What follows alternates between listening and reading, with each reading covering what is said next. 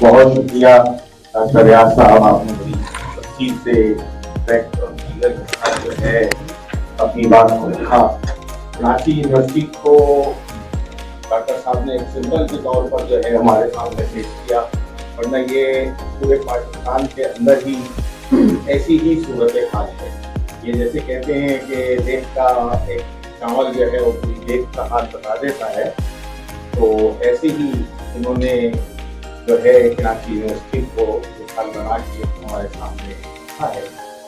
और इसके बाद जो है हमारे यहाँ मुकालमे का यानी सवाल और जवाब की सूरत में जो है वो बात शुरू होती है। सवाल और जवाब के सिलसिले में मैं एक बात ये अर्ज कर दूँ, आज जो है बहुत से साथी नए भी आए हैं, तो उनके इल्म में आ जाए कि हम सवाल लेते हैं, मुतमईन करना आपको हमारा काम नहीं है।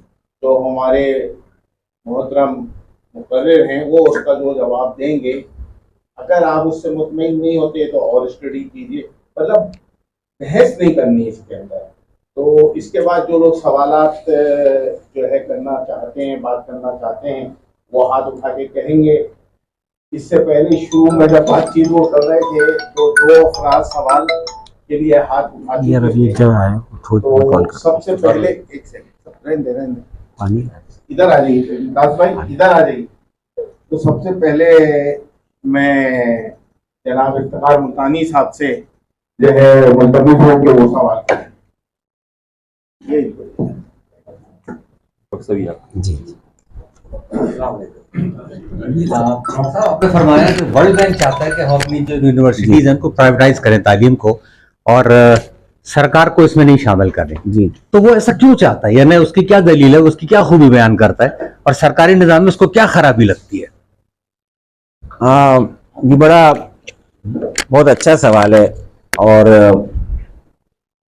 इसका असल में ताल्लुक तो इस बात का है कि हमारी अपनी जो रियासत है उसकी तरजीहात में तालीम नहीं है।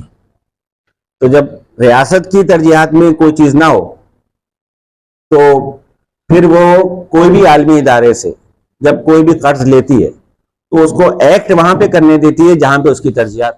मसलन पाकिस्तान को कभी कर्जा ये कह के नहीं दिया जाता कि जो है वो आप जो है वो फलाना हथियार नहीं खरीदेंगे क्योंकि वो तो हमारी तरजीहात में ऊपर है। ये कह के नहीं दिया जाता कि आप चाइना को एक्सपोर्ट नहीं करेंगे अपने चावल क्योंकि वो तो हमारी तरजीहात में ऊपर है। तो लेकिन और मैं आपको इस पे एक छोटा सा वाकया सुनाऊं कि जो है वो जब ये हायर एजुकेशन कमीशन बन रहा था सन 2002 में, तो एक खातून थी, उनका नाम भी इत्तफाक से यास्मीन राशिदी था। ये वाली नहीं, वो अमेरिका में एक सोशल साइंस की बड़ी प्रोफेसर। वो उनका थोड़ा सा मामला था कि वो भी बनना चाहती थी और अताउर रहमान साहब भी बनना चाहते थे हायर एजुकेशन। लोग तो हायर एजुकेशन कमीशन बनने ही नहीं देना चाहते थे, हमें तो पता था ये वर्ल्ड बैंक का एजेंडा है। तो पूरी तहरीक चल रही थी बाकायदा, मुख्तलिफ शहरों में यूनिवर्सिटियों के टीचर्स और स्टूडेंट्स और पता नहीं कौन कौन मिलकर एहतजाज कर रहे। वो तो सब पूरे पाकिस्तान की यूनिवर्सिटियों पे ले आते, लेकिन फिर उस एहतजाज के नतीजे में वो सिर्फ उन्होंने उर्दू यूनिवर्सिटी पे नाफिज किया जो आज भी मॉडल यूनिवर्सिटी ऑर्डिनेंस के तहत चलती है। लेकिन हायर एजुकेशन कमीशन बन गई।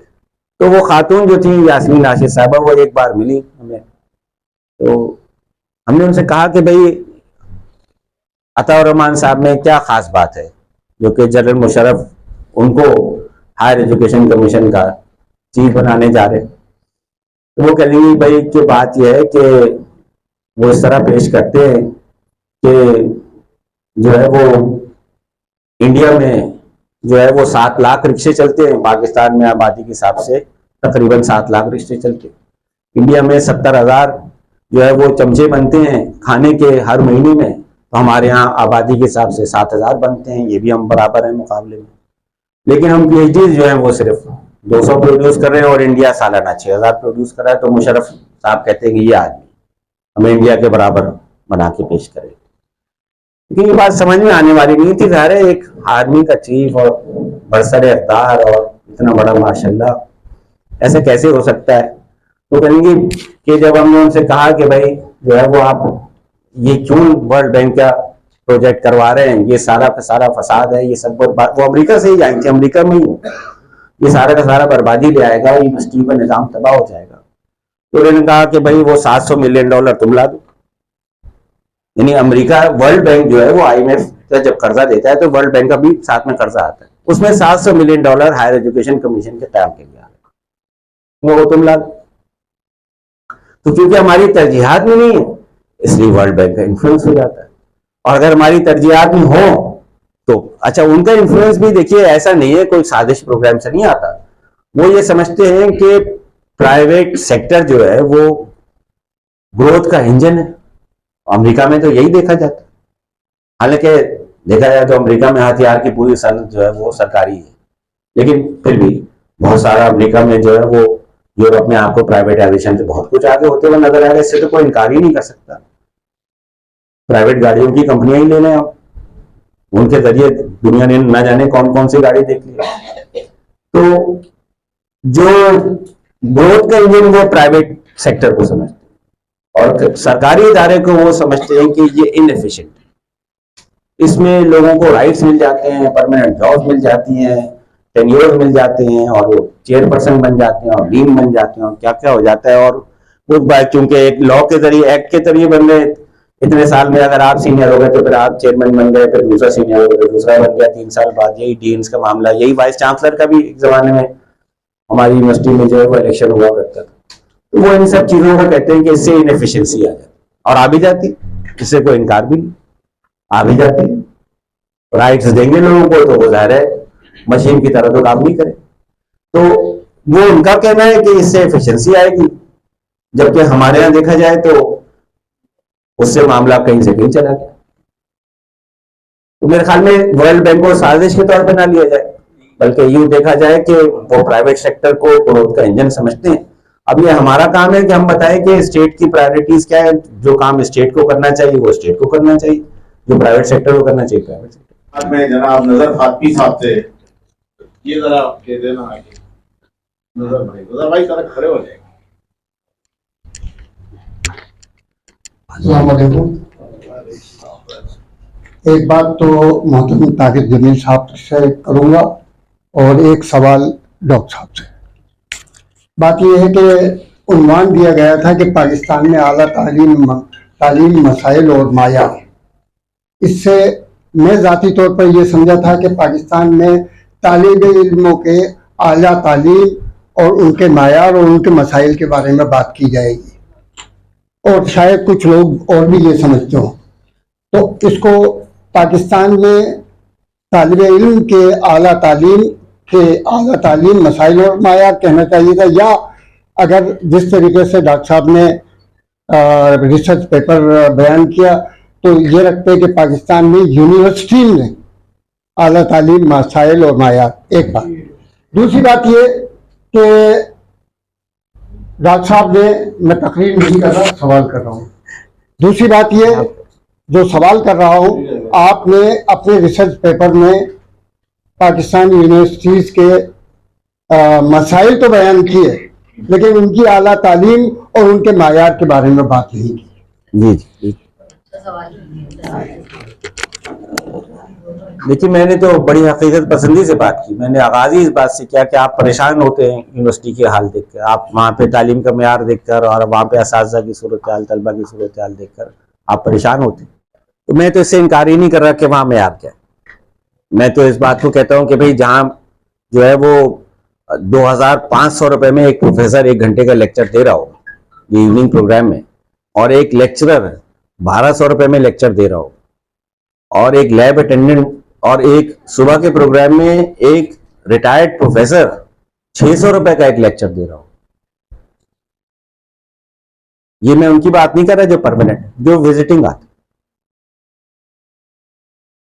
तो एक हमारा शोबा है विजुअल स्टडीज के नाम से, वहां टोटल टीचर्स की तादाद है 6। आज से नहीं है, जब बना था 1999 में तब से 6। और वहां हर सेमेस्टर में विजिटिंग टीचर्स की तादाद 140, 150। अब वो उनमें किसी को 2000 रुपए आजकल देते हैं, किसी को 3000 देते हैं, किसी को 4000 दे देते हैं। लेकिन इस तरह से वो बाकी और जो मराद किसी परमानेंट टीचर को भी नहीं चाहिए, उससे अपनी जान बचा ले। तो आप किसी सरकारी यूनिवर्सिटी में परमानेंट टीचर्स खत्म कर दें और विजिटिंग कर दें, तो ये 440 में से तकरीबन 240 करोड़ पर आ जाएगा। कितना गिर जाएगा? हमारा टोटल सैलरी बिल बनता है 1.7 170 करोड़ पे टीचर्स का। अगर हम 982 टीचर्स कर दिए जाए तो ये कितना बन जाएगा? 270 करोड़। 170 से 270 करोड़। 300 टीचर्स पर आपको कितना खर्च करना पड़ेगा? 100 करोड़ रुपया। अब आप बताएं कि आपके सामने रखा जाए वही क्वालिफिकेशन वाला टीचर, सुबह में विजिटिंग है तो 600 रुपए पर लेक्चर, और शाम में अगर विजिटिंग है तो 1200 रुपए पर लेक्चर। ये कितना सस्ता है। लेकिन ये यूनिवर्सिटी नहीं है, ये ट्यूशन सेंटर में होता है। यूनिवर्सिटी में तो उस्ताद का कमरा होना चाहिए, उसको अवेलेबल होना चाहिए, उसको देखा जाए तो 24 घंटे उसकी प्रेजेंस होती है, इसलिए हाजिरी का नहीं होती। तो आप जब जा ही नहीं रहे किसी यूनिवर्सिटी के उस्ताद से पढ़ने के लिए, तो जाहिर सी बात है फिर तो सारे नताइज भुगतने पड़ते। और तारिक साहब से आपने कोई बात पूछी थी? मुझसे जो सवाल पूछा है वो उन्होंने उन्वान के हवाले से पूछा है। असल में ये जहन में रहे कि हम जो उन्वानात रखते हैं ना वो बहुत वसी होते हैं और वक्त बहुत कम देते हैं। डॉक्टर साहब ने भी, मेरा भी ये ख्याल है कि उन्होंने एक ही चीज को जो है ना ज्यादा फोकस किया है और वो है फाइनेंस का। ठीक है, और वो वैसे जड़ भी है। हम ये कहना कि 1 2 3 4 10 चीजें बयान कर दें, वो अपनी जगह है, लेकिन इन्होंने उस चीज पे हम हाथ रखा जो जड़ होती है। बाकी बहुत सारे मैं अभी बाद में बात भी करूंगा इसके ऊपर थोड़ी सी, तो शायद आपकी तसल्ली हो जाए। तो ये ध्यान में रहे, या तो हम पूरा सेशन रखें कि ये 1 2 3 4 सीरीज है, तो एक एक करके सब चीजों पर बात हो सके। तो वक्त की कभी को भी जो है वो जहन में रखें। जो भी हमारे मुकर्रर यहाँ पर बात करते हैं वो बाद में मुझसे इस बात का शिकवा भी करते हैं कि वक्त जो है आपने कम रखा है, लेकिन वो हम पहले बता देते हैं कि भाई कितने वक्त में बात से 25 मिनट बात की, और फिर जो सवालात का सेशन होता है 45 मिनट का, उसको वो 1.25 घंटे में ले गए। तो अपना अपना अंदाज होता है। तो मैं अब फरद भाई से के पास ये माइक जरा फरद कुरैशी साहब हमारे बहुत पुराने। मैं थोड़ी सी वजाहत करूं कि वो जंग अखबार जो है ना वो आला तालीम को यूनिवर्सिटी की तालीम कराते हैं, तो इस लिहाज से जो हमारा डिक्शन बन गया है उसमें यूनिवर्सिटी लिखने की जरूरत नहीं। मसलन जो है वो आला तालीमी कमीशन कहा जाता है, हायर एजुकेशन कमीशन, उसमें यूनिवर्सिटी का जिक्र ही नहीं, उसके नाम में भी नहीं। हायर एजुकेशन का मतलब यूनिवर्सिटी एजुकेशन। तो मेरे ख्याल में शायद ये भी एक वजह है। मैं जनाब, मेरा नाम फरदुल्लाह कुरैशी है, मैं आर्किटेक्ट हूँ। यहाँ बात की गई यूनिवर्सिटी के हवाले से, मैं जो बात करना चाहूँगा वो करना चाहूँगा यूनिवर्सिटी की प्लानिंग। कौन आर्किटेक्ट था जिसने इसकी यूनिवर्सिटी की प्लानिंग की थी, और यहाँ पर क्या खराबियाँ पैदा हुई, और यहाँ पे यूनिवर्सिटी के सामने का जो ब्लॉक है, ब्लॉक 9 कृष्णा जौहर का, उसको उन्होंने कन्वर्ट कर दिया इनटू कमर्शियल। जी जी। तो ये हमारे दोस्त हैं आर्किटेक्ट, वो गए थे इसके आर्किटेक्ट के पास जिसने प्लानिंग की थी फ्रांस में, कैंडिलिस के पास। उसने इतना नाराज हुआ कि इसने उनको कमरे से बाहर निकाल दिया, गेट आउट फ्रॉम हेयर, तुम लोग क्या कर रहे हो पाकिस्तान में, तुमने जो मैंने प्लानिंग की थी उसको तुमने पूरा चेंज कर दिया। वहाँ पर काशी यूनिवर्सिटी को बहुत नाराज हुआ वो, यानी जो प्लानिंग, इतनी अच्छी प्लानिंग थी यूनिवर्सिटी की, इसकी पूरी इन्होंने अलग अलग सब करके सब खराब कर दिया। तो मैं चाहूंगा कि इसके बारे में अगर आपको कुछ मालूम है तो आप बताइए इसके बारे में।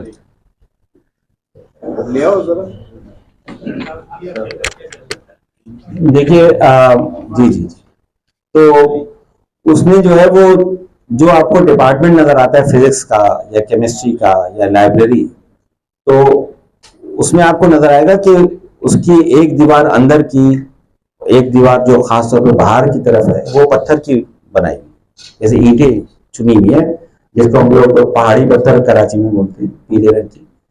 तो वो जो उसने खुदाई करी तो जमीन बहुत सख्त है, तो जितने पत्थर निकले तो बाहर जगहों पे ये स्याह पत्थर निकले तो वो दीवार स्याह है, बाहर जगहों पे पीले पत्थर निकले तो वो दीवार पीली। तो उतना इन्वायरमेंटली कॉन्शियस आदमी था कि उसने खुदाई करवाते हुए भी जो पत्थर निकला उसी को दोबारा इस्तेमाल करवाया। फिर उसने साइंस में तो खास तौर पे डिपार्टमेंट्स का जो रुख है वो इस तरह रखा कि क्लासरूम ऐसे होंगे और लैब्स ऐसे होंगे। ऐसे इसलिए कि जो हवा जो है वो जो हमारे यहाँ मगरिब से चलती है, वेस्ट ओपन जिसे हम कहते हैं, ताकि लैब्स के बीच में से हवा जो है वो निकल के पार हो जाए। लेकिन शोर क्योंकि वो भी इसी डायरेक्शन में जाएगा तो वो दीवार सामने आ जाए। क्लासरूम ऐसे और लैब्स ऐसे। फिर जो बेसमेंट्स बनाए गए बाद जो पुराने डिपार्टमेंट है, चाहे वो जियोलॉजी हो, चाहे वो zoology हो, चाहे बॉटनी हो, चाहे वो फिजिक्स हो, चाहे वो केमिस्ट्री हो, इतने शानदार डिजाइन थे कि उनमें पानी जाने का सवाल ही नहीं पैदा होता था बारिश अगर हो जाए, उतनी मजबूती से बनाए गए। और उनका तो न जाने, मुझे लगता है म्यूजियम्स जो बेसमेंट्स थे उनका तो शायद हमारे फिजिक्स के और बाकी डिपार्टमेंट्स के वो तो कभी इतने वसाइल हुए ही नहीं कि वो आरास्ता होते, तो वो स्टोर रूम्स ही बन गए। तो इसी तरह से, लेकिन फिर देखिए मामला बदल गया। यूनिवर्सिटी के अंदर कब्जा शुरू हो गया, आईबीए एक अलग इदारा बना दिया और उसके जो सरबराह आने लगे वो कोई आईएमएफ में काम करके आया, तो कोई स्टेट बैंक का गवर्नर बन गया यहाँ पे, तो दूसरा आदमी बन गया उतने पावरफुल कि हमारी यूनिवर्सिटी के वाइस चांसलर तो उनको देख के खड़े हो गए। तो वो कहते हैं कि एक बीसी थे जिनको इशरत हुसैन ने फोन किया, वो खड़े होकर बात कर रहे थे, लिटरली खड़े होकर बात, जी सर जी सर। ये एक हुसैन इब्राहिम जमाल की बिल्डिंग थी जो सामने से ऐसी नजर आती थी, बस सीधी सी एक बिल्डिंग थी। अब जो मैंने नक्शा बनाया वो वहां वो कोने में जो है कनीस फातिमा सोसाइटी तक चला जाता है।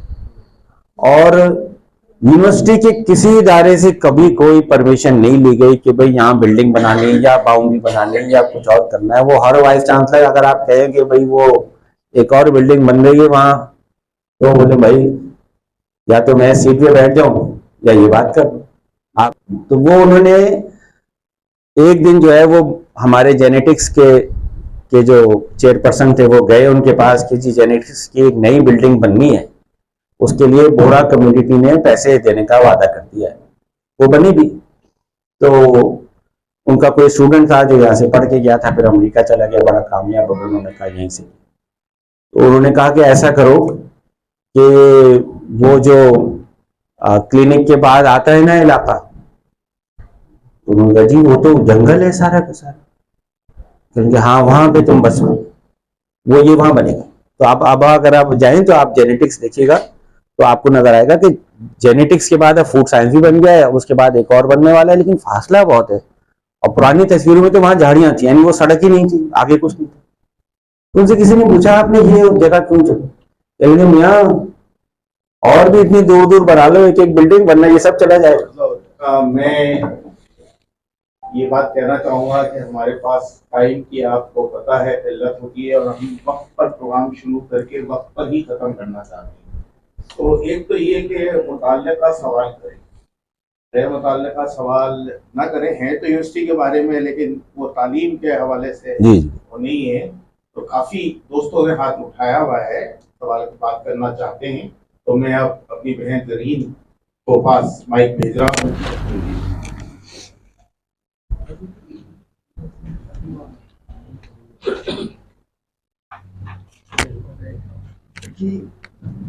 अस्सलाम वालेकुम, मेरा नाम मिस जरीन खानीवाला है और मैं एजुकेशनिस्ट हूँ और अपने यंग एज से बच्चों को पढ़ा रही हूँ, प्राइवेट और स्कूल्स और सब बच्चों को। मुझे 3 सवाल का जवाब आप सबको देना है। आला तालीम, मसाइल और मयार। सारी चीजें जो हैं वो डिपेंड करती हैं पेरेंट्स पे, वालिदैन पे, कि वो कितना पैसा अपने बच्चों पे खर्च कर रहे हैं।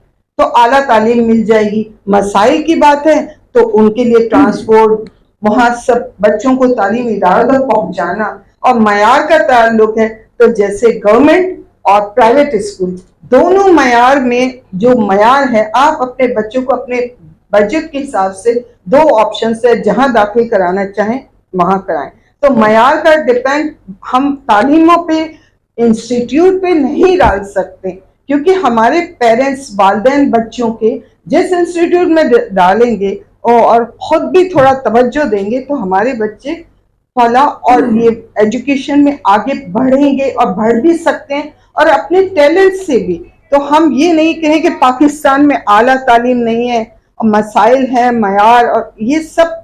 ज़्यादातर मैं अपने तजुर्बे से कहती हूँ कि वालिदैन प्लीज़ ये अपने बच्चों पे तवज्जो दें। हम हर चीज़ से पैसा खर्च कर रहे हैं, जहाँ तालीम का आता है तो बच्चों को हम वो चीज़ मुहैया भी नहीं करते। तो फिर वो तो ना कहे ना कि इंस्टीट्यूट नहीं बुरा। आपने अभी पूरा बजट, यूनिवर्सिटी के बजट, हर जगह पे बजट होता है, तो फिर अब ये तो लेवल अपने पेरेंट्स मैं इनका सवाल का जवाब दे रही हूँ, जो कि उन्होंने सवाल किया कि तालीम के हवाले से मयार नहीं, ये चीज नहीं। अब हमारे पास बजट नहीं होगा तो कहाँ से ये सब चीजें मसले होंगे। आई एम सो सॉरी, मैंने आपका टाइम लिया। Thank you so much. अस्सलाम वालेकुम व रहमतुल्लाहि व बरकातहू।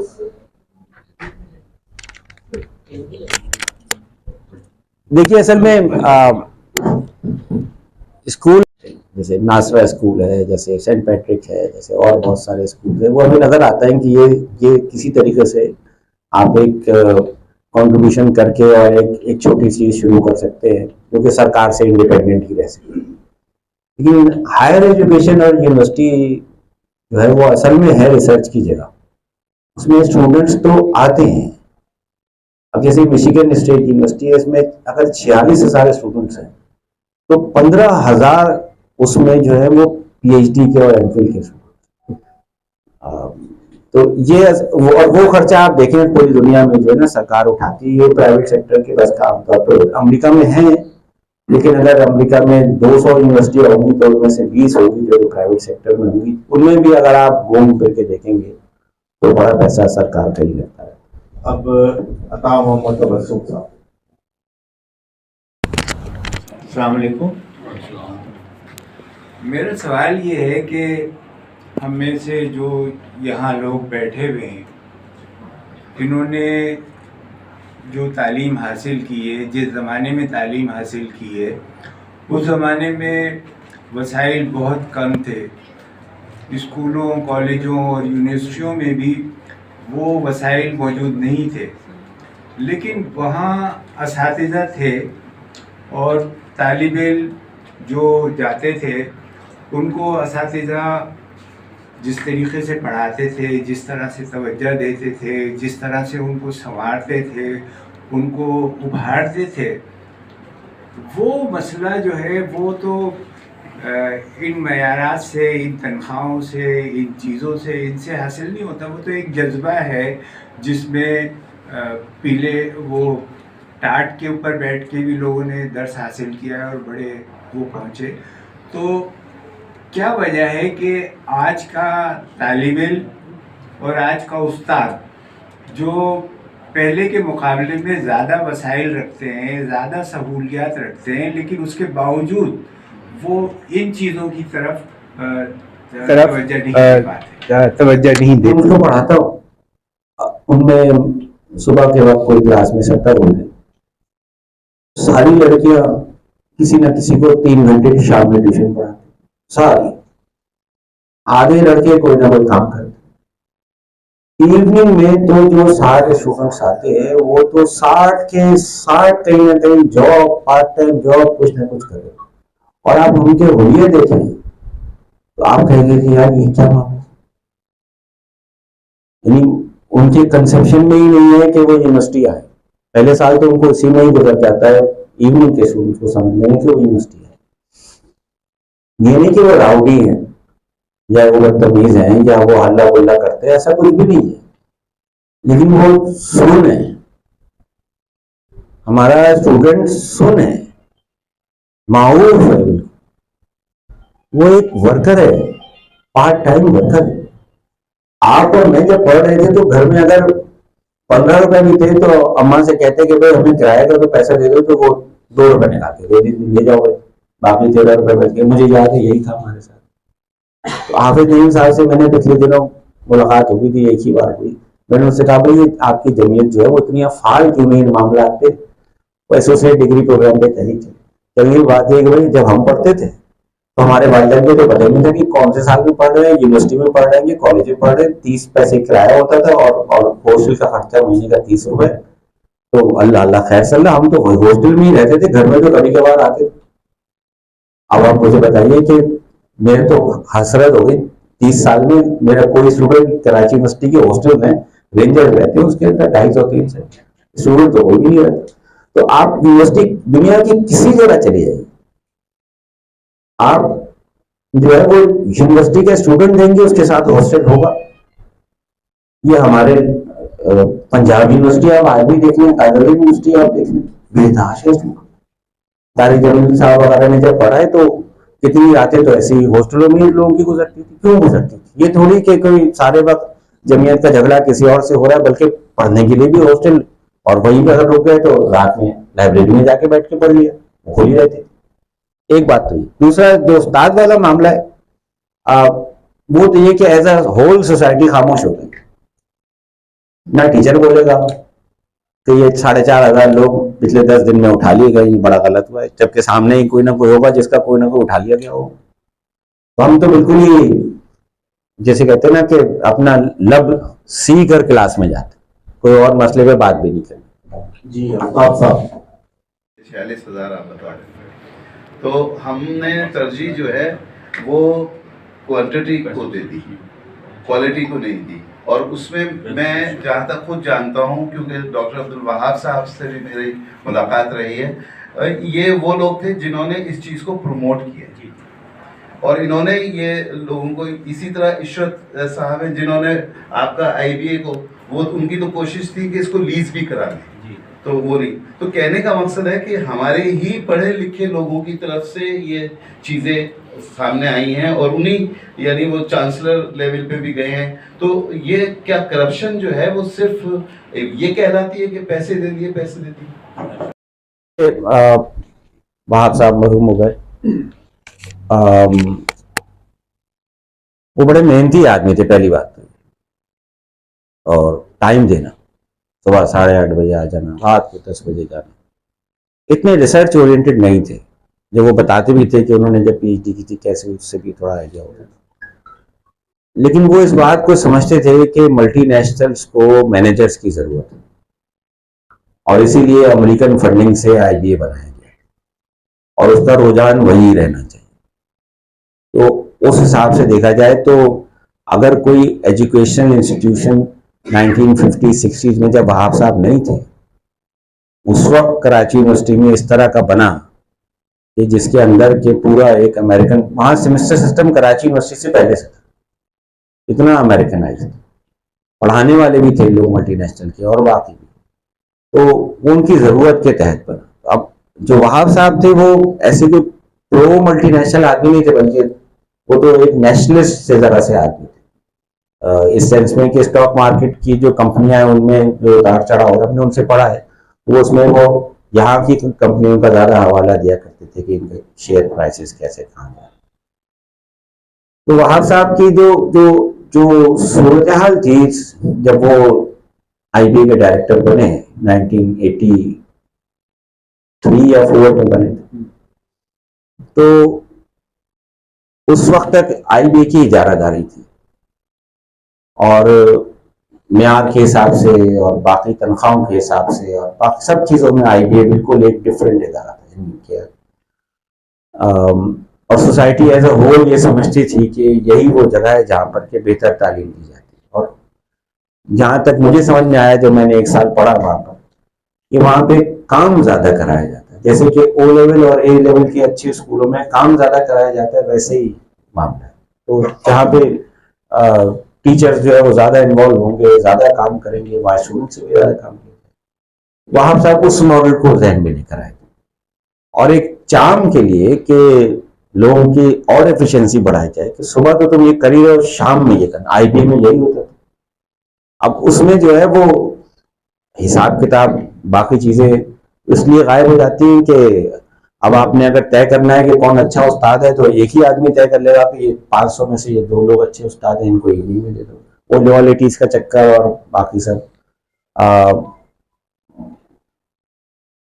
उसी तरह की सोच वाले हमारे अतारमान साहब भी। लेकिन आप देखें कि जब भी वो कोई उस्ताद चुनते हैं तो ये चाहे कोई एक आम चपरासी भी चुन लें, चाहे एक छोटा सा इंजीनियर भी चुन, वो लायक आदमी है। ये तो मैंने हमेशा देखा, ऐसा हो नहीं सकता। उनके पास बहुत इख्तियारात जमा हो गए, ये बात हम भी मुखालिफत करते हैं, लेकिन ऐसा जरूरी नहीं है कि अगर आप डिक्टेटर बन जाएं तो आप जो है वो अकरब नालायकी को फरोग देंगे, ऐसा जरूरी नहीं। अगर आपके पास इख्तियारात जमा हो जाए तो इस बात का भी इम्कान है कि बेहतरी आ जाए। इसीलिए लोग डिक्टेटरशिप को बार मरतबा फॉलो करने लगते हैं, क्योंकि वो समझते हैं नॉर्मल मीन से नहीं। जनाब डॉक्टर साहब, एक सवाल है। हमारे यहाँ मुल्क में तालीम के मसाइल की जो बातें हो रही हैं, एक बिल्कुल लाजमी हकीकत है कि हमारे मुल्क में तालीम और सेहत को सबसे आखिरी प्रायोरिटी दी जाती है हुकूमती सतह पर। बमुश्किल तनख्वाहें निकल पाती हैं, लेकिन अब क्या हमेशा हमने यही रोना है, या फिलैंथ्रोपिस्ट जो माशरे में हमारे एक अहम हैसियत रखते हैं और जो काबिल असातिज़ा आप जैसे मिलकर एक लाहेबंद तैयार करें कि सेंटर ऑफ एक्सीलेंस की तादाद में इजाफा किया जाए, और एक सब्जेक्ट जो मेरे इल्म के मुताबिक शायद मैं गलत हूँ, PhD और MPhil की पढ़ाई में पाबंदी है पाकिस्तानी स्टूडेंट के, अप्लाइड फिजिक्स। तो ऐसे सब्जेक्ट पे दुनिया के बराबर आने के लिए, मेहनत करने के लिए आज से अगर अज़म करें तो हो सकता है 30-40 साल बाद कुछ सूरत हाल बेहतर हो, हम वही 600 PhD और 800 PhD को ना याद कर रहे हैं। ये बाइक उधर अहमद भाई को दे दें, उधर बैठे अहमद भाई जरा खड़े हो जाइए। सवाल जवाब। देखिए, छोटे स्केल पे तो सब मुमकिन है। इस शहर में बहुत सारे पॉलिटेक्निक्स हैं प्राइवेट सेक्टर में, बहुत बुरा हाल है उनका हालांकि, लेकिन मेरा अंदाजा है तकरीबन 500 के करीब तो हो ही गए होंगे प्राइवेट। इतने खुले हैं तो उनमें शायद 10-15 होंगे जिनमें के बेहतर हो। जैसे एक जमाने में सैफी पॉलिटेक्निक एक प्राइवेट इदारा था, बहुत अच्छा था, जब नेशनलाइज कर दिया गया तो आहिस्ता आहिस्ता खराब हो गया। तो लेकिन यहाँ बात हो रही पूरे मुल्क के मामले की ना, तो इसलिए मेरे ख्याल में ये एक मैं आपको मिसाल देता हूँ। जब 1970s में एक बार हमारे महमूद हुसैन साहब वाइस चांसलर थे, उनका अचानक इंतकाल हो गया, तो 11 महीने के लिए सलीम उज़्ज़मा सिद्दीकी साहब एक्टिंग वाइस चांसलर बने। तो उस दौरान में उन्होंने जो सबसे बड़ा काम किया वो ये कि 50 लाख रुपए का अतिया हुसैन इब्राहिम जमाल फाउंडेशन ने जो है वो दे दिया HEJ बनाने के, इसीलिए उसके नाम में HEJ लिखा हुआ है, HEJ रिसर्च, क्योंकि वो 50 लाख रुपए। अब आप सोचिए कि उस वक्त मेरे ख्याल में यूनिवर्सिटी का बजट भी 10 लाख रुपए नहीं होगा, तो 50 लाख रुपए। अब आप इसी से अंदाजा लगाइए कि अगर आज कोई एक माकूल इदारा बनाने की बात की जाए तो वो बाबर अली फाउंडेशन ने जैसे लम्स कम अभी बनाया, तो देखा जाए तो वो तो इंटरनली सस्टेनेबल है ना फीस की वजह से, या हबीब यूनिवर्सिटी वालों ने जो बनाया पहले तो नहीं सस्टेनेबल था, अब हो गया, तो एक फर्क। आपकी गुफ्तगू से तासुर ये मिला है कि पाकिस्तान में जो ये प्राइवेटाइजेशन हो रही है तो यूनिवर्सिटी की सतह पर ये प्राइवेटाइजेशन सही नहीं है, तो इसकी एक वजाहत कहते हैं कि ये सही है या पूरा, या तो गवर्नमेंट के इसमें आ जाए, गवर्नमेंट के अंडर में आ जाए, क्योंकि इसका वो सही तजर्बा नहीं हो रहा। पाकिस्तान में प्राइवेटाइजेशन शुरू हुई है, पैसा गिर गया है और पैसा ज़्यादा आ गया, तो या तो ये है कि हम एक तरफ हो जाए प्राइवेट करते हैं सारा, तो आप क्या कहते हैं बारे में, प्राइवेट करते हैं सारा या फिर गवर्नमेंट में रहें, कि वो वर्ल्ड बैंक वाले चाह रहे हैं और अंदर खाने प्राइवेटाइजेशन हो रही है, तो आदत की था सब। देखिए, बात सारी ये है कि प्राइवेट सेक्टर का एक रोल है, लेकिन देखना चाहिए कि उस रोल में जो सोसाइटी की एज अ होल जरूरत है, मतलब अगर आप कहें कि हमारे यहाँ यूनिवर्सिटियाँ जो है वो अमेरिका की यूनिवर्सिटी में जैसी होनी चाहिए या इंडिया की बड़ी यूनिवर्सिटी में जैसी होनी चाहिए, तो आपको फिर ये देखना पड़ेगा कि उनके वसाइल कहाँ से आ रहे हैं। उनके वसाइल और हमारे वसाइल में तो जमीन आसमान का फर्क है। अब जब इतने कम वसाइल होंगे और इतने ज्यादा वसाइल यूनिवर्सिटी को खुद पैदा करने पड़ेंगे फीस के नतीजे में, एक सरकारी यूनिवर्सिटी को, तो ऑब्वियसली फिर वो मेयार तो आएगा ही नहीं, फिर कैसे आएगा।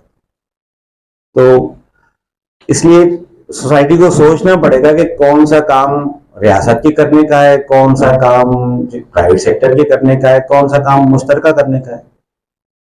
तो देखिए, देखने में नजर आएगा कि जो पब्लिक सर्विस है, पब्लिक यूटिलिटीज है, जो सबको मिलनी चाहिए। जैसे हमारे कॉन्स्टिट्यूशन में है कि 1ली से 5वीं तक मुफ्त तालीम हर बच्चे को दी जाएगी।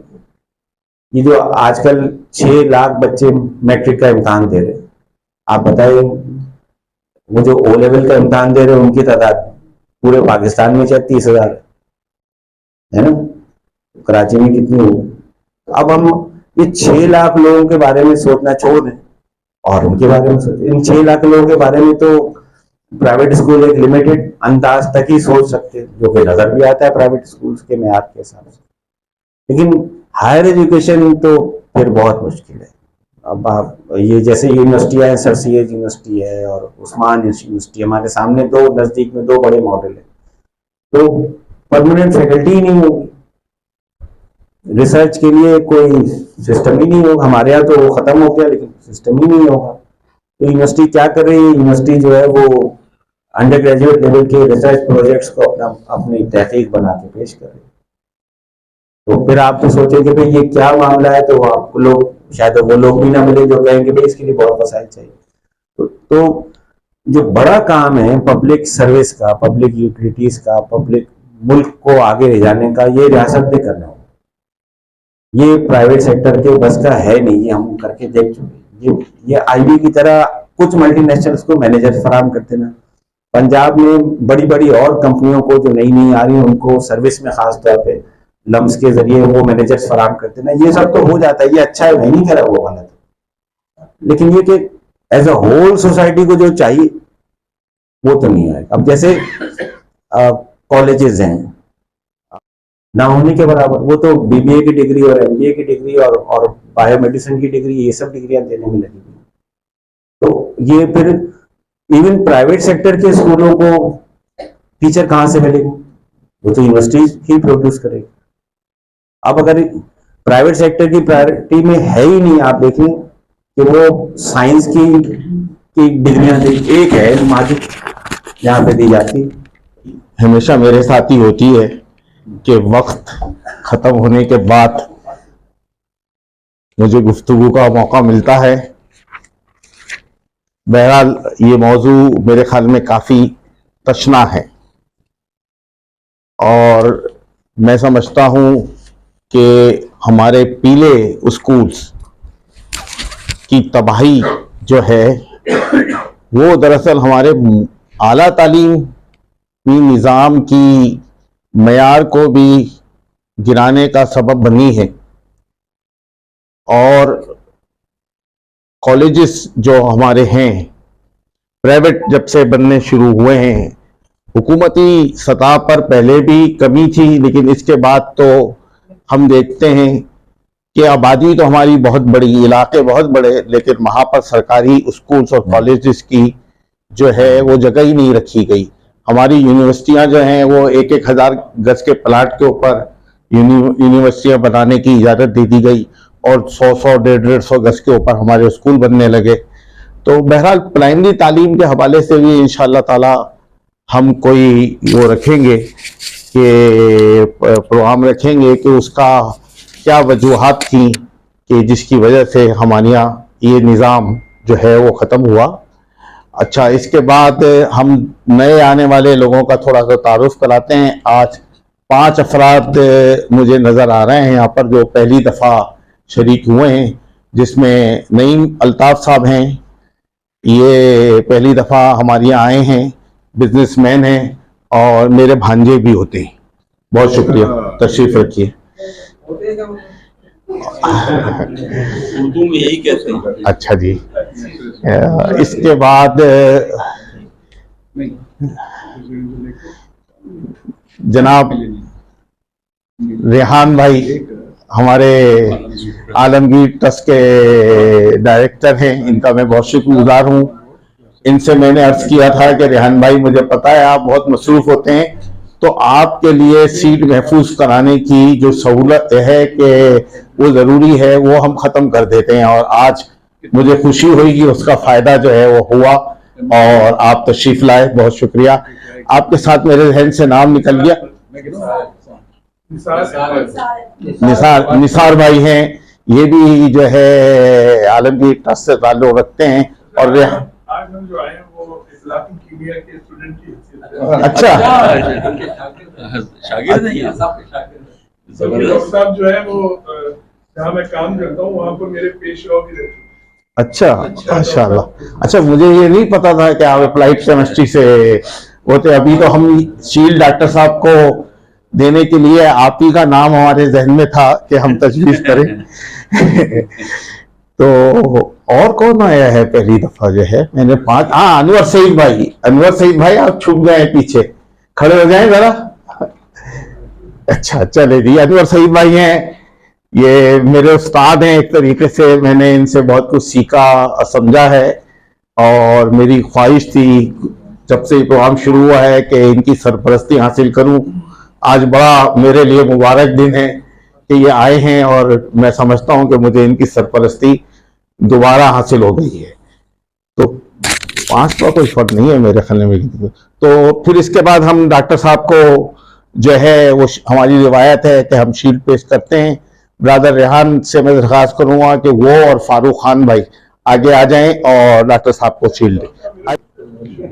मेरे लिए तो एहसास है, मैं कैप्शन में ये लगा सकता हूँ कि डॉक्टर साहब मुझे